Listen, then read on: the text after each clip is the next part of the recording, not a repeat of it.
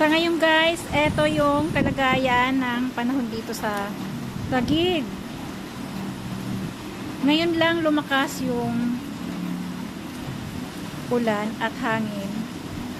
Kanina, maaga pa, hindi ganito. Pero ngayon, medyo dumarating na ang bagyong Yuan.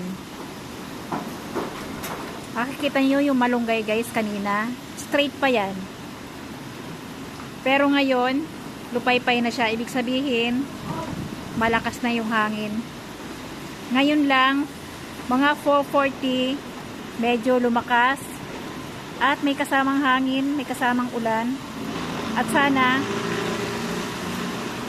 wag naman lumakas ng lumakas. Kasi kawawa naman yung, ayan kita nyo guys. Ayan talaga yung nakakatakot. Pag malakas yung hangin, medyo yung mga yero is magliliparan. Nakakatakot guys. Ayan, yung mga kuryente natin. At ingat guys, yung mga cellphone nyo, i-full charge nyo na at baka mag-brownout out pa. Baka mawala ng kuryente.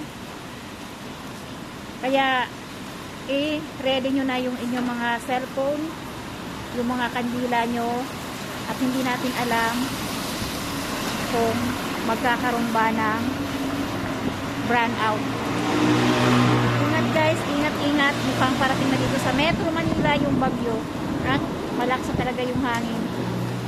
Nararamdaman ko na. Ingat guys at pray.